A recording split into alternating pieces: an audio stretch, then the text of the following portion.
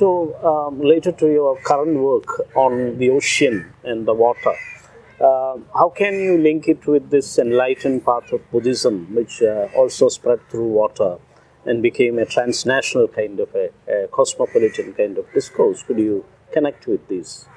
This is a very big question as to why one thinks with, or why I have begun more to think with histories of water than of the land, because one of the ways in which we tend to study history is through the question of land settlement, hierarchy, revenue, law and order, the pacification of people on the move, the creation of the category of the peasant, the creation of the category of the landlord and the peasant in our relation to the state.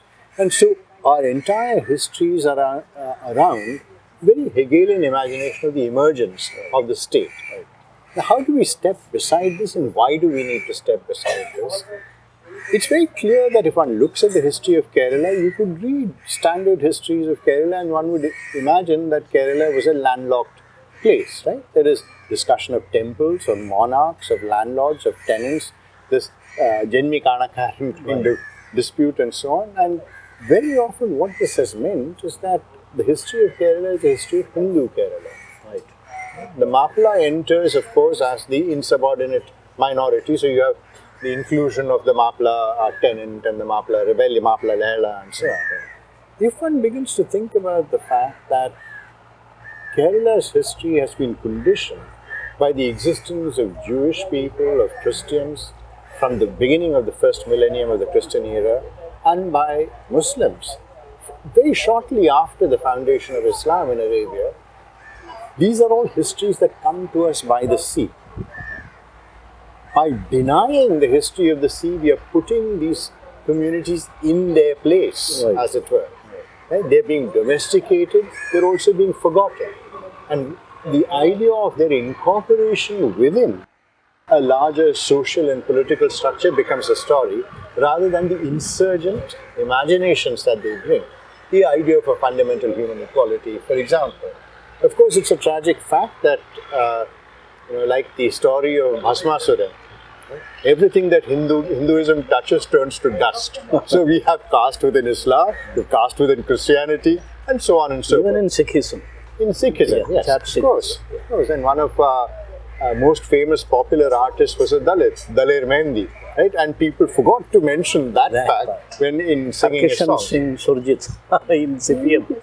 You can go on. You can go on with the example. So I think this is an important thing to remember about the history of the ocean. And the other thing, of course, is that if one thinks about the history of nationalism, there's a certain myopia that's induced. A certain myopia that's induced about the expanse with which one thinks.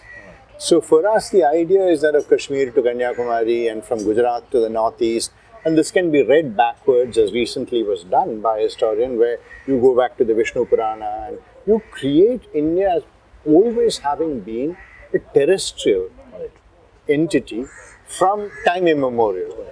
And we then forget the histories of the people who came in, and also of Indians who engaged with the sea. Because if you think about the one fact that everybody knows, it's the idea of Kala Pani. That there is a stricture on people engaging with the sea. Now, the idea of not engaging with the sea applies only to upper caste. It does not. It does not affect those who are subaltern caste.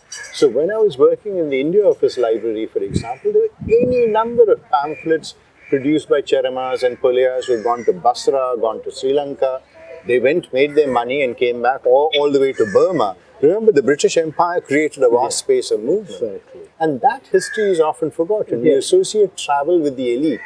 But it's a subaltern who's more prone to travel. Even Gandhi, on his first trip to England, had to come back and perform Prayashchitta. Because he had broken caste rules. So I think there are a lot of these ideas about the ocean and how the ocean, the history of the ocean is written out of our imagination, which actually speak to much deeper problems. About the writing out of the history of other communities and the writing out of the histories of other insurgent imagination.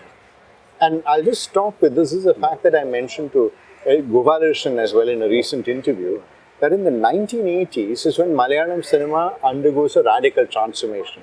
with the emergence of Mohanlal, Mammootty and all of them. That transformation is occasioned by the coming in of money from the Gulf. Otherwise, Malayalam film industry was very dependent on the film industry in Madras. But interestingly enough, all the films that come up in the 1980s, which Mohanlal acts, are based on an upper caste imagination, which the Muslim is an upstart. So one of the things that happens in the 1980s with the migration to the Gulf, bringing in this wealth, is that, as I said, it transforms the Malayalam film industry, allows for the rise of new film stars, but the plot structure remains curiously conservative. So what it shows is Hindu families being endangered, traditional Hindu upper caste Tarawadi families being endangered by this influx of Muslim wealth, which then upsets the hierarchy. Muslims now can buy the land from the noble Hindu. One of the interesting features, if you go back to those films and watch them, is that whenever these transactions take place, the upper caste man will not touch the money.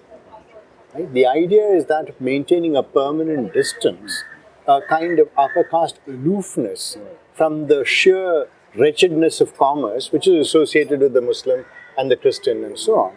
So it's an irony that what makes a certain paradigm shift possible then becomes denied in this gesture, where the whole shift of the Malayalam film towards representing the Muslim as the threat begins then. To go back to the very first question that you raised, right? That in Kerala there is a emerging Hindu consciousness, and this has been a long time in the making. It's always there beneath the surface, and it's also been there beneath the surface in the particular remembering of the history of the Mapala Lehla among Hindu communities in the Valluvanad area.